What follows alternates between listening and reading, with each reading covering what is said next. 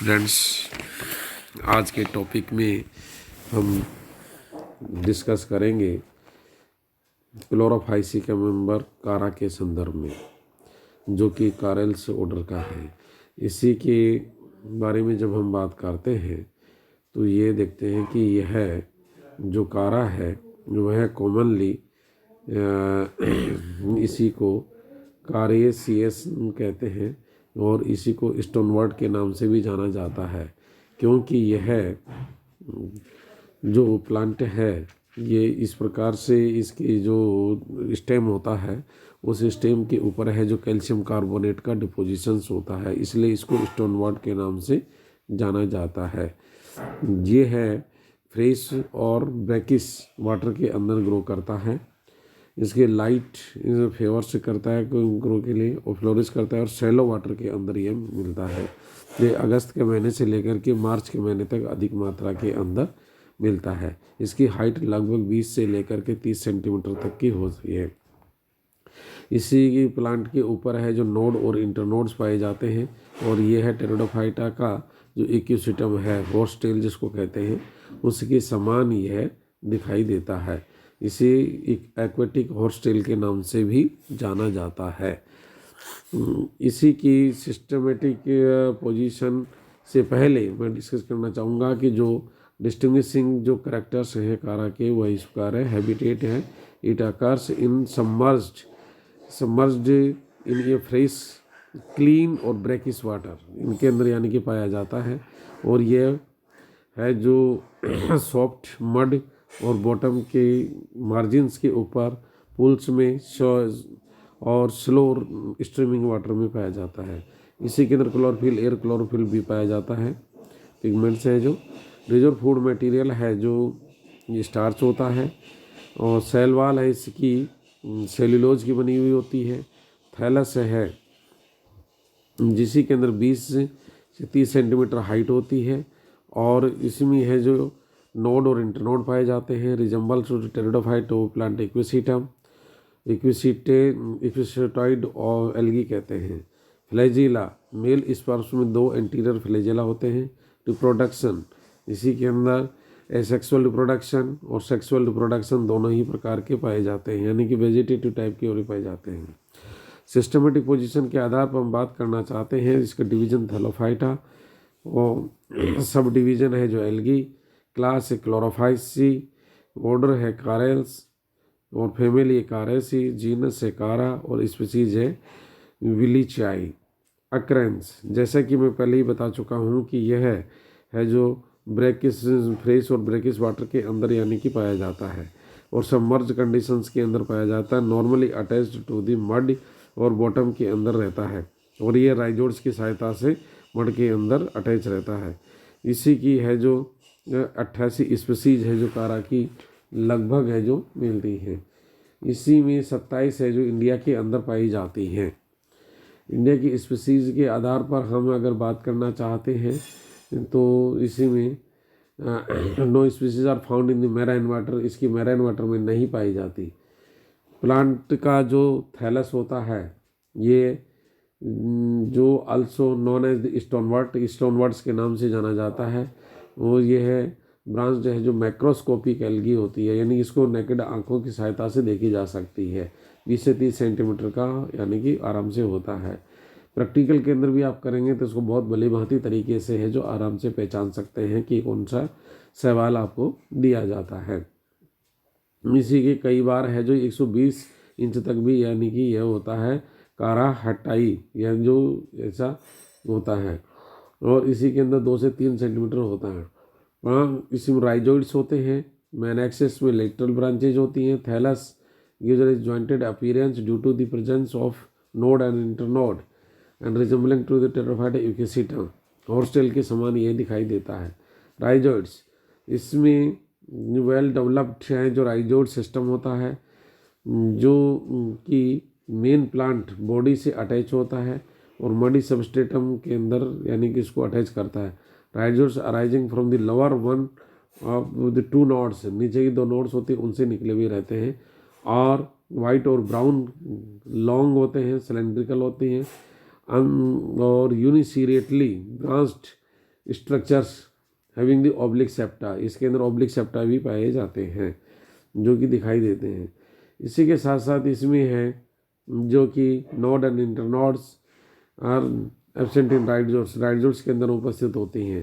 Functions include fixation, absorption and help of the perennation and reproduction.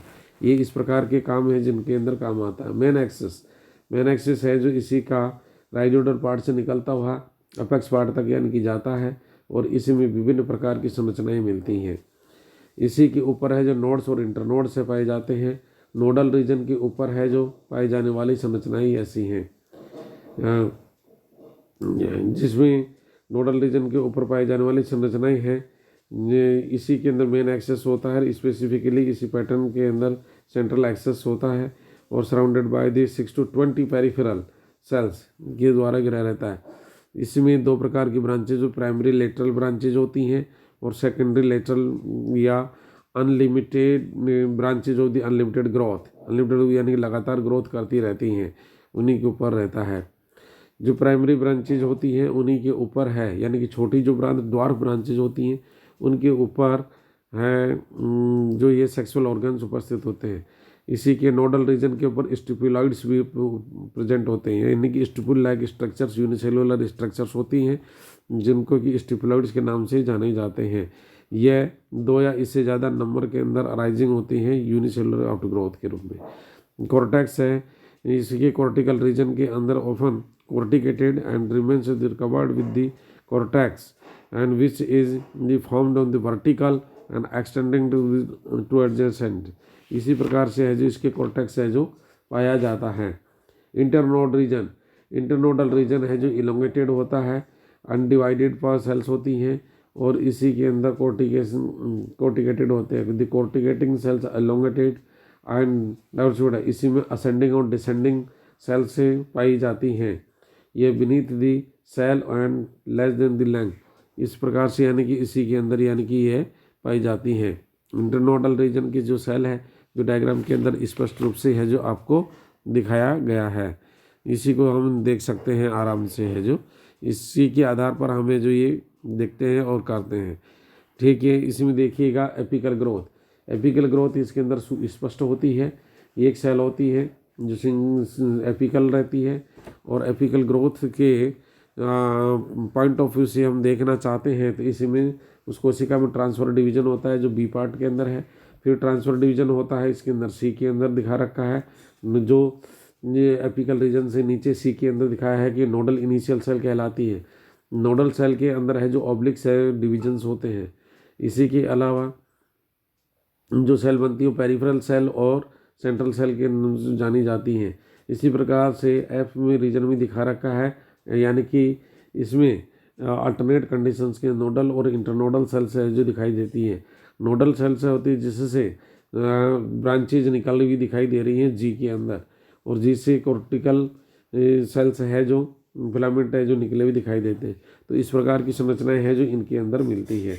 Cell structure, cell structure है जो सुस्पष्ट इसके अंदर यानी कि दिखाई देती है और इसी में नोडल रीजन की जो सेल्स होती हैं वो है filled with glandular cytoplasmic having the no vacuoles, इसमें वैक्यूल्स वगैरह नहीं पाई जाती। डिस्कोइड क्लोरोप्लास्ट होता है, पैरानाइड एब्सेंट होते हैं इनमें, और सिंगल सेलुलोज यानी कि न्यूक्लियस प्रेजेंट होता है यानी लोकेटेड होता है इसके अंदर है। जो इंटर नोडल जो स्ट्रक्चर होती है सेल स्ट्रक्चर है इसमें इलोंगेटेड सेल्स होती है, 2 से 5 सेंटीमीटर लंबी होती हैं, सेंटीमीटर लंबी तक हो सकती हैं। और इसी में है कि इस the covering of the calcium carbonate का इसकी कवरिंग होती है।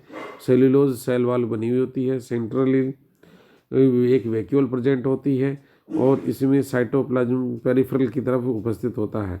और तथा इसी के between node and the internode the making the cytoplasmic connections continuous, यानी कि इसी के बीच में कनेक्शंस पाए जाते हैं। तो यह है जो, और इसमें सिंगल न्यूक्लियस पाया जाता है। साइटोप्लाज्मा में यह जो प्लाज्मा मेम्ब्रेन और डिफ्रेंशिएटेड फॉलोइंग एक्टोप्लाज्मा और एक्सोप्लाज्मा के रूप में होते हैं।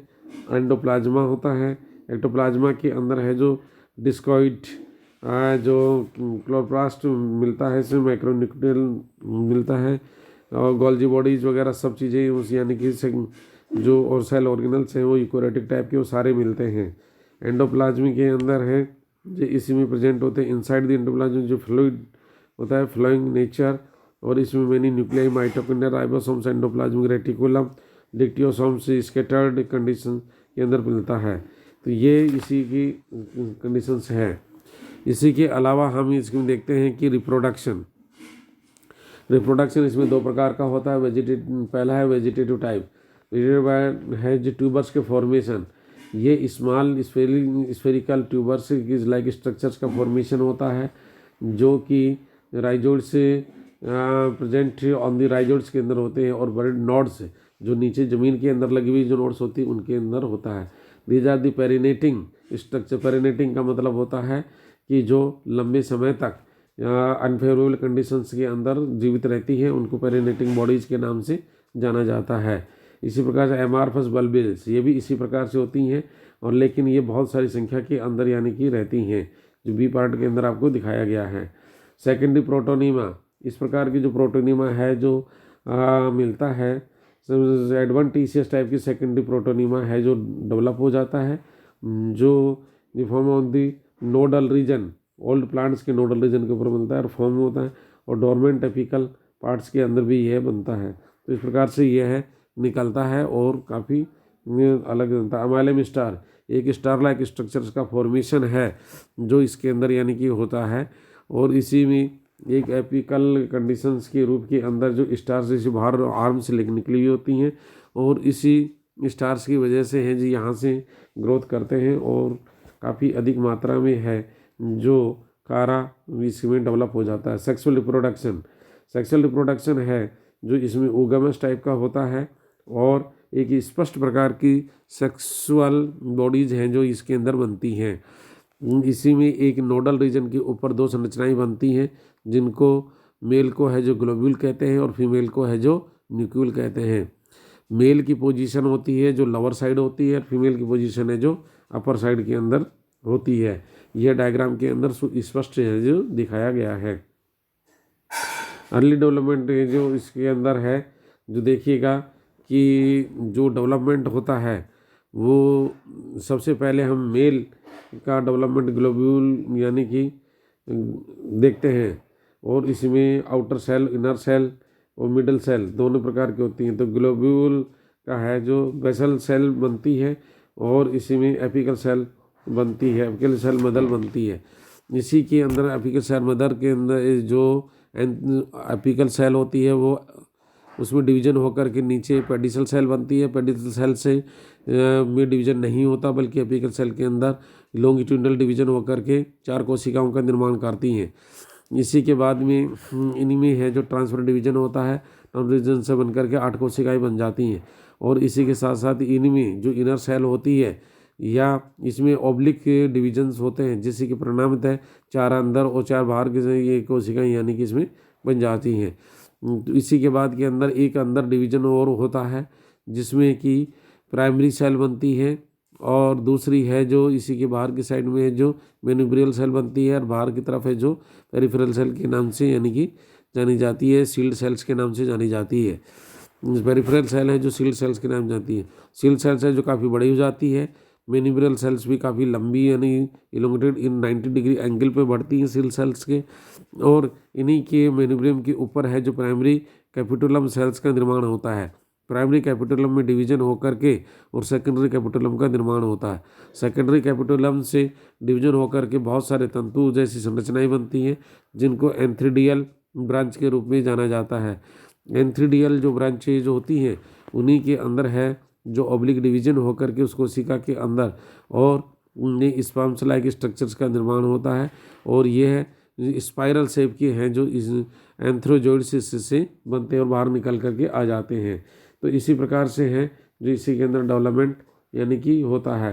न्यूक्लियल के डेवलपमेंट के बारे के अंदर हम बात करना चाहें तो न्यूक्लियल का डेवलपमेंट है जो स्पष्ट प्रकार का, यानी कि इसी में जो नोडल रीजन के ऊपर 2 कोशिकाएं जो आपको दिखा रखी हैं, इसमें नीचे ग्लोब्यूल का डेवलपमेंट, ऊपर न्यूक्लियल का डेवलपमेंट।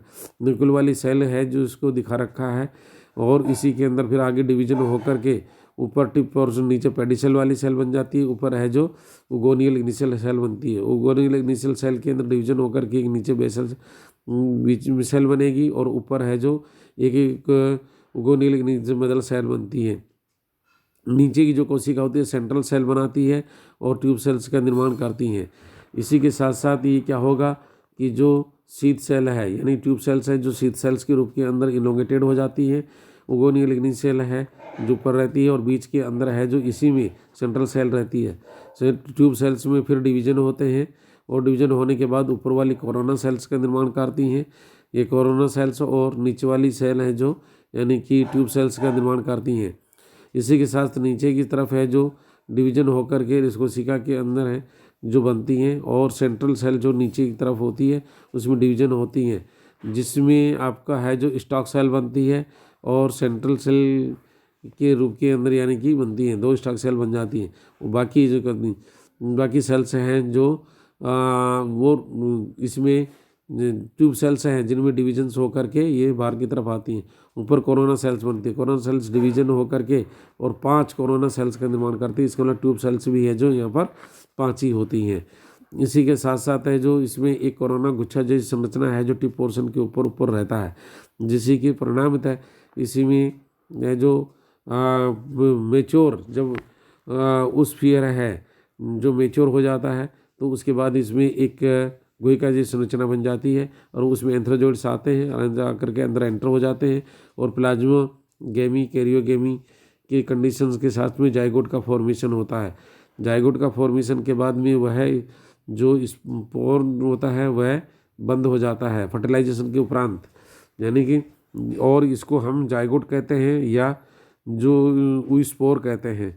oospore है जो डिप्लॉयड कंडीशन होती है, यह डिप्लॉयड कंडीशन है जिसमें माइटोटिक डिवीजन होगा, नहीं मियोटिक डिवीजन होगा। मियोटिक डिवीजन के परिणाम में 4 न्यूक्लियाई का निर्माण होता है।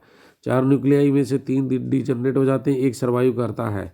इस डिजनरेटिंग कंडीशन के बाद में अपर जो न्यूक्लियाई होता है उसी जो सेल होती है उसी में से डिवीजन होकर के राइजो नीचे की तरफ के राइजोडल सेल बनती है, और ऊपर वाली है जो प्रोटोनिमा इनिशियल बनाती है। प्रोटोनिमा इनिशियल सेल्स है जो कंटिन्यूस ग्रोथ करके और कारा का निर्माण करती है, और राइजोडल सेल्स है जो नीचे की तरफ आकर के ब्रांच राइजो का निर्माण करती है। लाइफ साइकिल के पॉइंट ऑफ व्यू से हम बात करना चाहते हैं तो इसी के अंदर वेजिटेटिव रिप्रोडक्शन है जिसको हमने रेखांकित करके दिखाया गया है, जो कि बल्बिल्स के द्वारा, अमाइलम स्टार के द्वारा और ट्यूबर्स के द्वारा होता है। सेक्सुअल रिप्रोडक्शन के अंदर इसमें गैमेटेंजियम के पॉइंट ऑफ व्यू से बात करना चाहें तो एंथ्रेडियम बनता है और ओगोनियम बनता है, जिसको कि हम है जो ग्लोब्यूल और न्यूक्यूल के नाम से जानते हैं। न्यूक्यूल के अंदर एग बनेगा और ग्लोब्यूल के अंदर स्पर्म से एंथ्रोजोइड्स बनते हैं। इसमें फर्टिलाइजेशन होगा, फर्टिलाइजेशन के परिणाम में जाइगोट या oospore बनेगा।